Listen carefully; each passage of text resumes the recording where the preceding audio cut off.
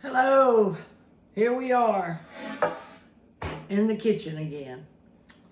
Today, I am going to make some beef tips and gravy. My niece, Tracy, called me and she said, I try to make my beef tips just like Mama did, and I can't get them made. So, I'm going to show her exactly how Mama made them. And I want to thank someone that's named Taylor for liking my video and him and his guys watching me. I appreciate it. Okay, we're gonna take, and I've already washed, some frozen beef tips that I had in the deep freeze.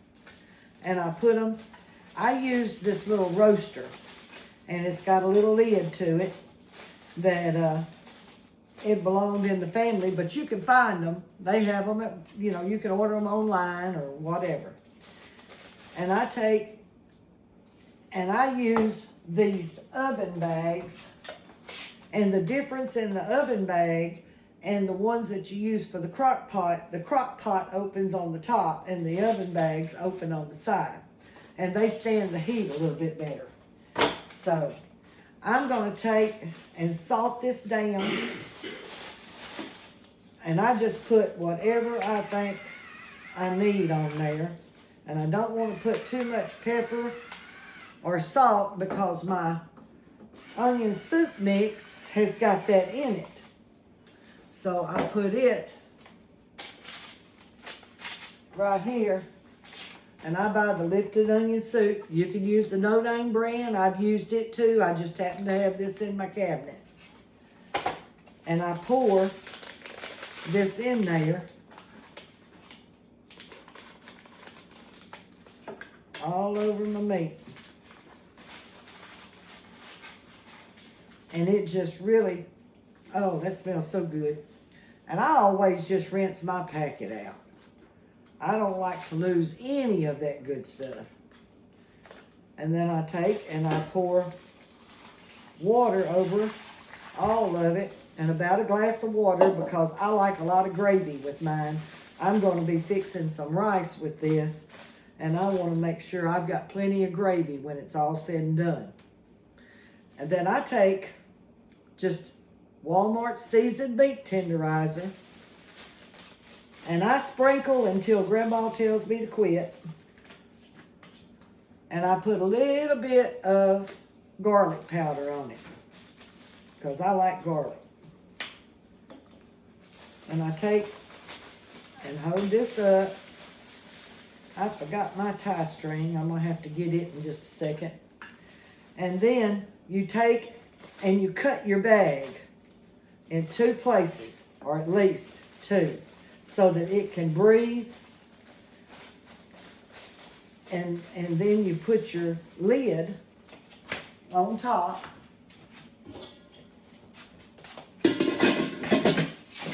And put it in your oven.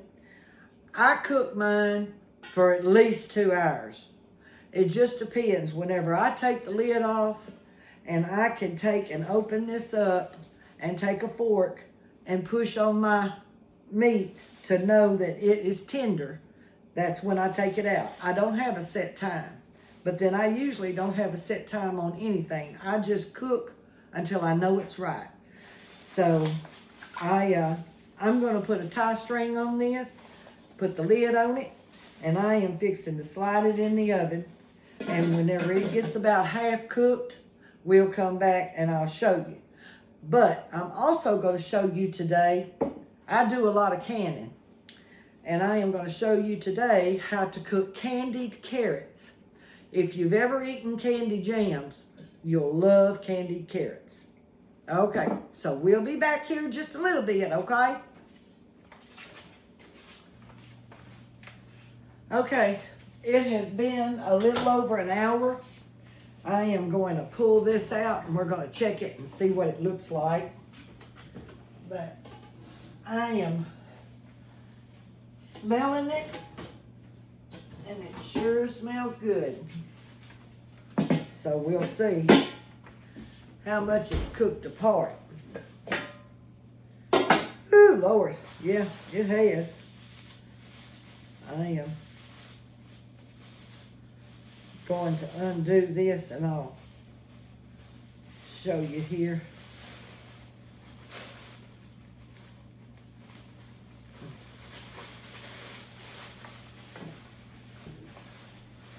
Can you see that? I've got to break it apart just a little bit. Try not to get this open too far that your cuts on it will end up being running out. Let me get over here and get me a fork and see if I can get all of this pulled apart and put down. Now see, it is still a little bit tough. And whenever I break this apart, it'll be in all these little pieces. If you do it fresh from the store, they're going to cook faster and they're going to end up being tender faster. Whereas mine was froze, now it will cook faster and they will be better. So I'm going to put it back up again and put my wire back around it. That wire got hot. And I didn't tell you a while ago, but I'm cooking this on 350. So your stove be on 350, it cooks it even, and it'll be done just as quick. All right, I'm going to put this back and I'll be back when it's done. We are fixing to take our meat and gravy out here. We got to make our gravy. Ooh, that's hot. But we are going to take our pan out and we've got to get our beef broth out of here so that we can make our gravy. And the way we're going to do that is we are going to fold this up. I'm going to hold it with that.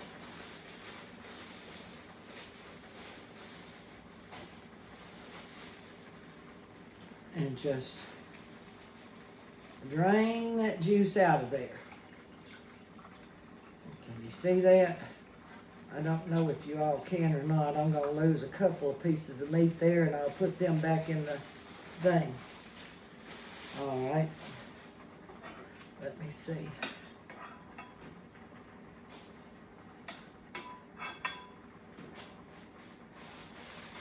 Oh, that's tender. Really tender. Now, do you see that broth? That we are going to take and I'm going to put my lid back on that and shove it over to the side a minute. And bring this in. We are going to take some flour and I'm going to take a few tablespoons there of flour and put me some water in it.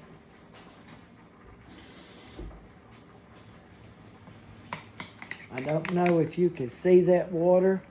You don't want a paste.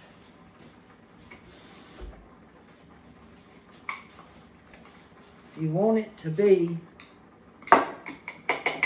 where you can pour it, but you have to really stir it because it cakes up on you. And you can also, you don't have to just use flour. Oh, stir that some more.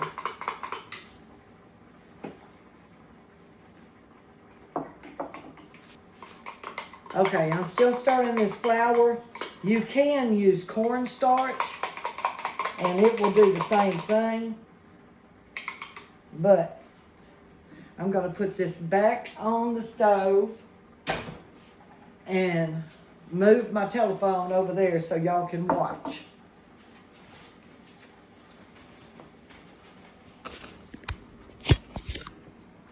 Let me see.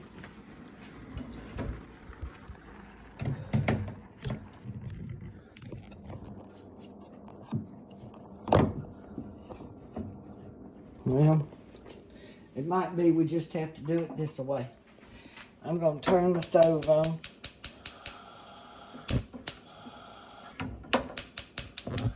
If I can get it on. It's not wanting to cooperate. I need to bring that to a boil.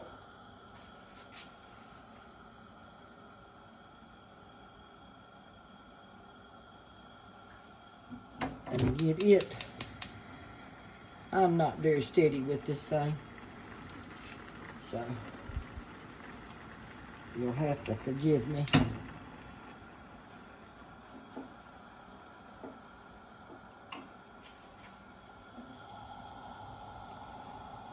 Okay. It's beginning to boil down now. Got some meat up in it.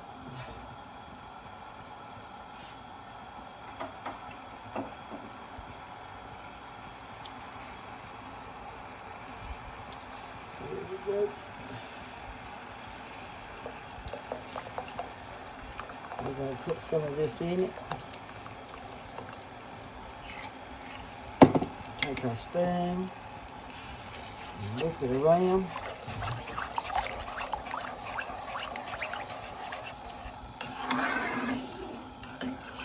Thicken it up a little bit.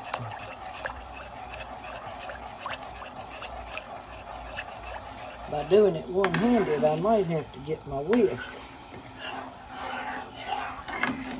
to break that up. Let me see. Oh, let's see. Maybe I can just cook it down. But isn't this the way that you love to make gravy? And it will be so good.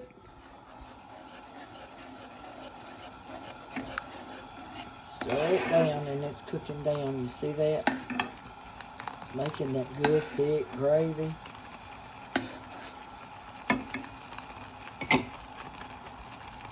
Okay, and then we will come back. Let me put you back in.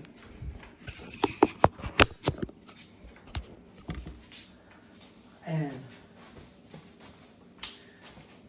I know I'm doing a lot of moving around, and I apologize for that, but there's no other way around it. Jamie's not here to run my video, so you just put your meat back in. And this is all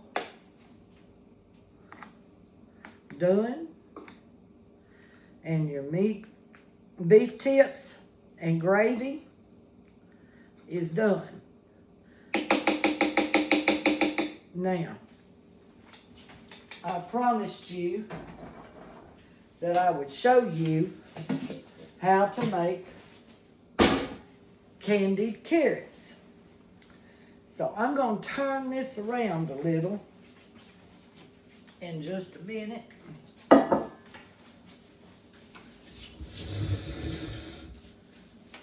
And I am going to set that down in there. I've got my candied carrots. Now you can have a can of store-bought carrots, or you can have carrots that you have canned yourself. I can these myself. I live in a housing area that I was used to having a big garden, and I can't have a huge garden anymore, so I have to make do with what I can get. So I grow just about everything you can imagine, and I put it up. From green beans and peas and mustard greens to carrots to squash to okra and cucumbers. Okay, so I've got these drained. And I am going to put this over this way.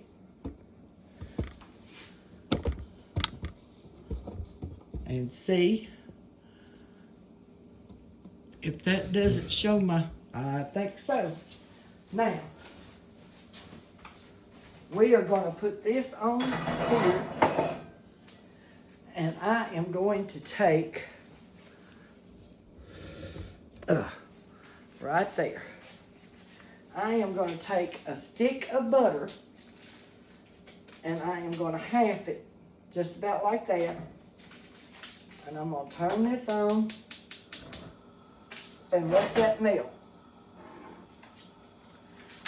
I'm going to bring my carrots in with salt and pepper and sugar. Now, that's how we're going to candy, is with the sugar. I got my mixer under here to keep the grease off of it. But we get this here all melted down.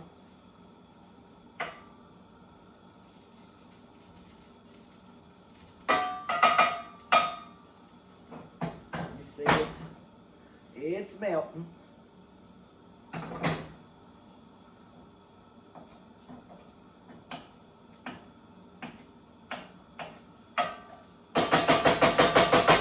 Okay. Now, we're going to take our carrots and pour them in our skillet, just like that.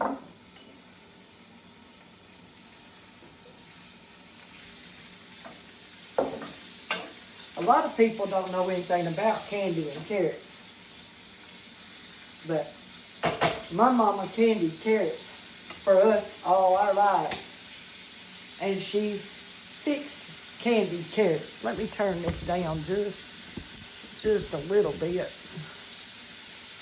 I think I did. I might have to pick it up and bring it over here and show you, because they got to get brown. Let me do that. Okay.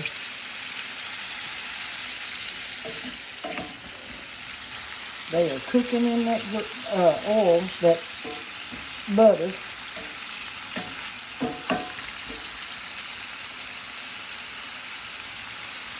And you want them to brown over.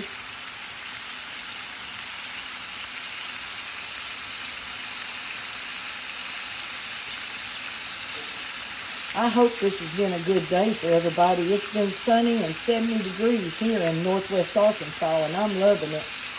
I had to go pick up my granddaughter a while ago from school, and I looked up, and the trees are already got big buds on them, and out in the yard, you've got your daffodils and all are coming up. I know my tulips are. And you want to turn these over as you can, but you don't want to just break them. Just kind of roll them and let them continue to brown.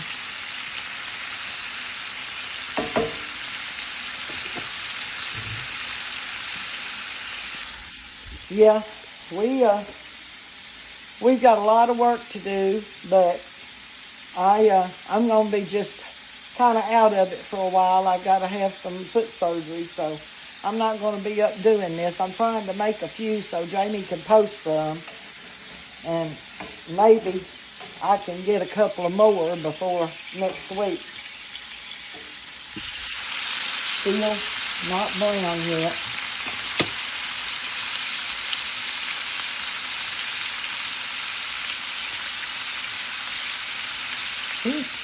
I like sticky rice. So we're going to have sticky rice and gravy and beef tips and candied carrots. And I think I'm going to make some coleslaw. And that's going to be supper.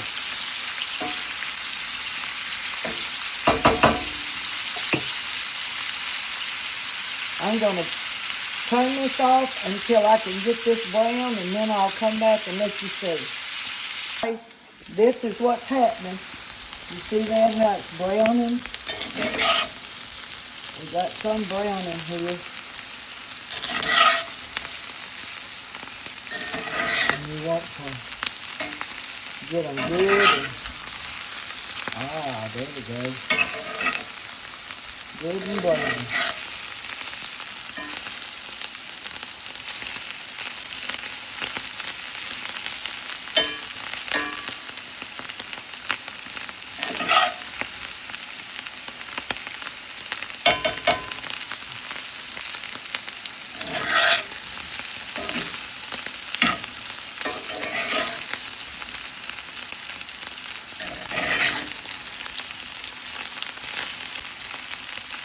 Okay. Now, we're going to take and salt and pepper them. You just put what you want on it. You don't want them too salty. And then you put, now y'all, if you're diabetic, you're not going to want to watch this part because I am fixing to put a lot of sugar because that's what it has to have. In order for it to candy, they've got to be covered.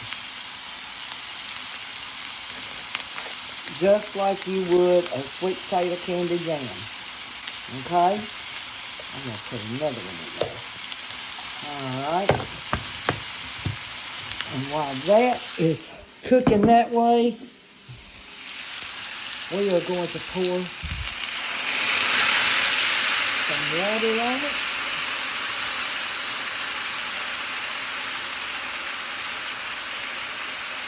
That butter's coming to the top. And that's how much water you want. It's just enough to cover them good. Just like that. And then you cover them.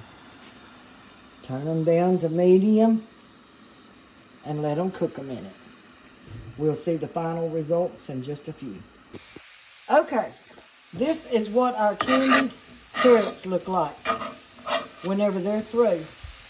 There is this thick candy coating that is on them. You let that juice cook all the way down. So, let me fix a plate and I'll show you what it all looks like. Now it's time to show you what it all looked like when it was finished. I'm going to get a scoop of rice. I'm going to get me a scoop of gravy.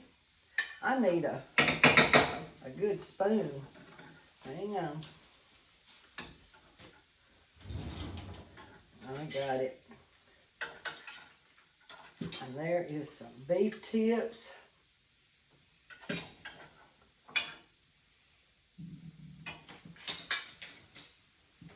I'm going to get a scoop of those good carrots. And I'm going to turn this around. And while we were off, I made some of that coleslaw I told you about. And the way I make my coleslaw is I have slaw and some sugar and salt and pepper. And I use Miracle Whip. And that is what our plate looks like with a good cold glass of iced tea. It don't get no better than this. Until next time, y'all have a good evening, and we'll see you then. Bye.